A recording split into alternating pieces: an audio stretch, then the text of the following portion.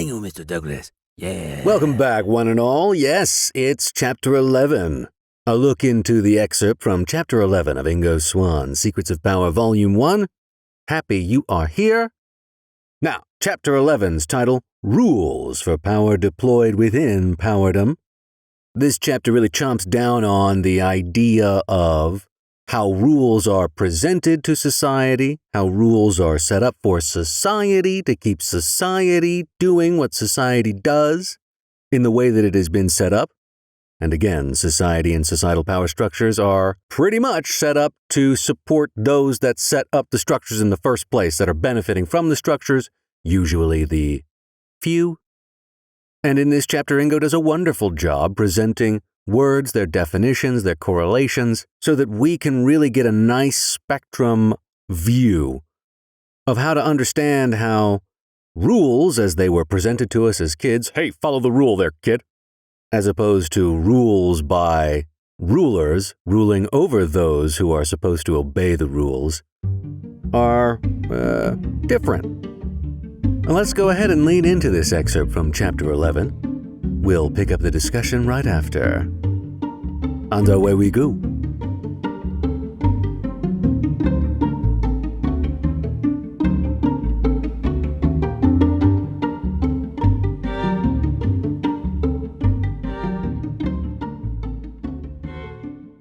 This has to do with the widespread assumption that all things have rules, and that if the rules can be identified and aligned, then one can hope to achieve some kind of straightforward mastery over the works or functions of whatever is involved.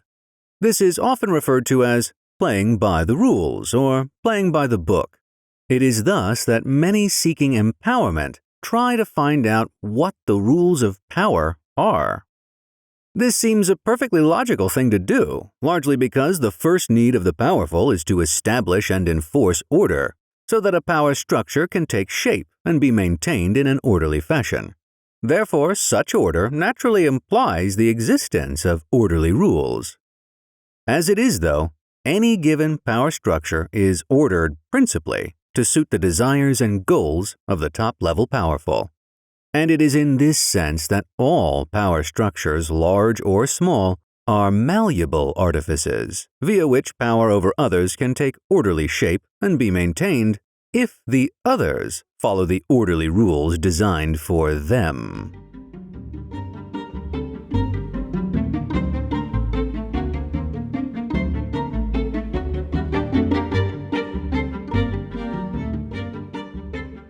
So there you have it.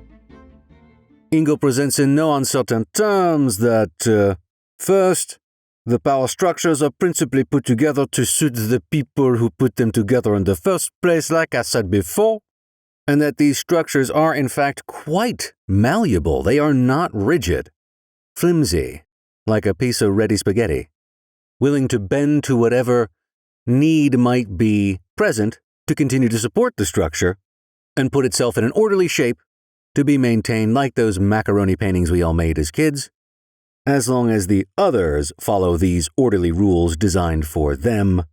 And again, them is not the powerful. Them is us. Now, throughout the rest of this chapter, Ingo goes on to define malleable, moldable, shapeable, able to be influenced.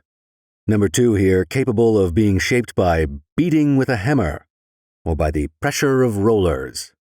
But he also goes on to, sometimes it feels like the economy is beating us with a hammer.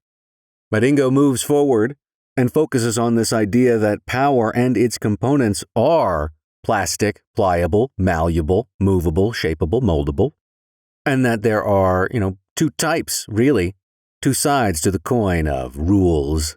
You got the covert and the overt, the ones that are presented to us, the ones that they say to follow, citizen, and then the ones that they are obeying, or at least abiding by, until it doesn't suit them, or they set themselves up another kind of covert set of rules, which Ingo points out is definitely one of those secrets of power, that there is a covert set of rules that seems to be umbrellaed over the overt or obvious set of rules that we're all supposed to obey. One is if you shake enough hands, you make enough connections, you got enough money, enough influence, enough sway, some of these overt rules can be overlooked. And Ingo does talk about in this chapter, as well as throughout the book, about how during times of power transition, those rules can shift. If one is to make a new set of rules, whether covert or overt, that gain enough influence, that become apparent enough to exert influence and significance, then a power transition happens, and, shit can go down during a power transition, which it often does. And we may very well be in a grand transition right now. In fact, side note, listening to another book by Ingo Swann, which is really 2 manuscripts that were put together, called Resurrecting the Mysterious. Very cool. Ingo talks about a great transition that we are going through right now, a psychic revolution, which I am compelled to agree with. I'm seeing video after video on YouTube pop up of people doing all sorts of experiments blindfolded that would lend one to consider, at the very least, that there are more subtle forces within us at work beyond our 5 physical senses. Being able to name pictures on cards, move through set up rudimentary or not so rudimentary obstacle courses blindfolded, utilizing some other power set successfully. And yes, of course, it's YouTube, so take it all with a big old tasty grain of salt. Totally get that too. But still, fascinating. So the information's coming out. We are in a transition for sure. And I bring all this up to say that the rule sets that we have been abiding by or pushing back against, both covert and overt, I think are shifting. I've seen it time and time again where, at least for my fellow millennials, the presentation of, do good in school, get good grades, study hard, and you're going to get a good job and everything's going to be okay. You do that and the world will work. Well, I'm living proof that following that path, albeit the one I took was certainly more fringy than others, I did take that kind of path, and that did not work out as prescribed. And I know that there are plenty of others out there that have had very similar experiences. However, when one rule set no longer is able to support a structure of power and influence, there is another rule set coming about that is going to replace it, because the times they are a-changin'. And now, I'm seeing more and more success, as I've mentioned previously on the podcast, of people leaning into their passions and being professionally curious and presenting their journey. And it is through this presentation and accumulation of knowledge and experience and the sharing of that experience that then becomes a kind of built-in business, for lack of a better term, but a kind of official honest authority, I suppose, where one would be able to present products and services directly based off of that experience and accumulation of knowledge. That is happening more and more and more, and technology is a big reason as to why we have the capability now to kind of cut away the fat of the bulky plan that was presented to us. Follow the rules, do good in school. Keep your head down, kid. That kind of stuff. And now say, okay, what is it that you're into? Okay, let's break it down into smaller and smaller chunks, learn about it, talk about it, get into it, get curious, and share your experience, which is no easy thing. While it may sound simple, it is not easy to be honest both with yourself and with the world at large, shouting into the chasm that is the cacophony of the internet, and saying, hey, I'm genuinely and honestly interested in X, Y, and Z. Follow me, and let's explore the rest of the alphabet together. But it is changing. Things are shifting.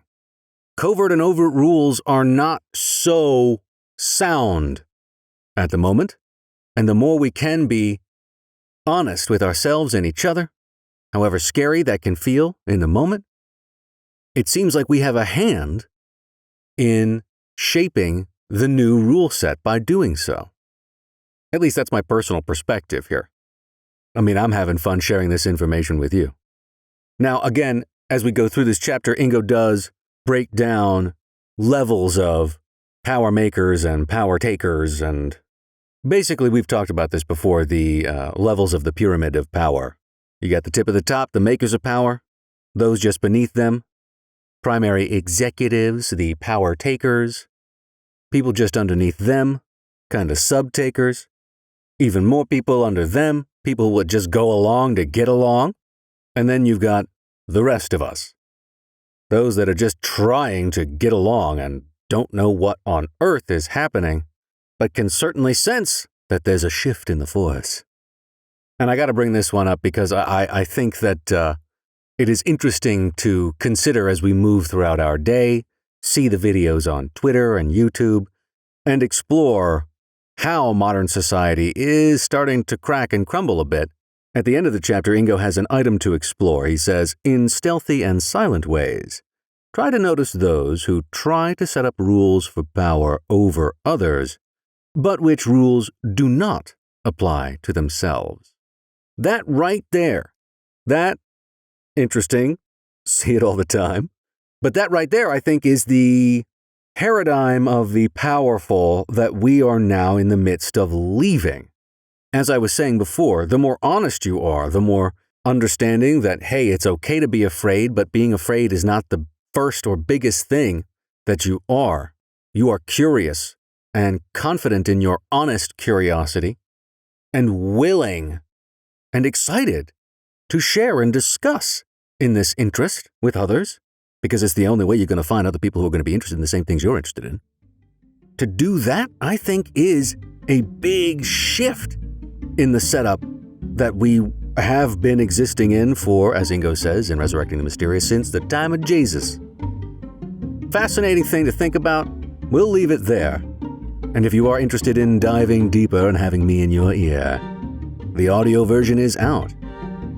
If you visit Mr. Douglas, MIST3RDOUGLAS.com, you'll find the tab there, under Secrets of Power. As well, if you visit me on Twitter, you can find it as the pinned tweet. But it is on Audible, and if this information whets your appetite, absolutely visit ingoswann.com, INGOSWANN.com. This is some good information, and I think valuable, especially in this time of shifting rule sets. Well, all right, let's turn some wet spaghetti into a delicious meal.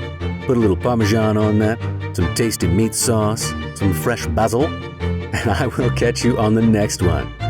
Now I'm hungry. All right, more power to you, and happy eating. And thanks for hanging.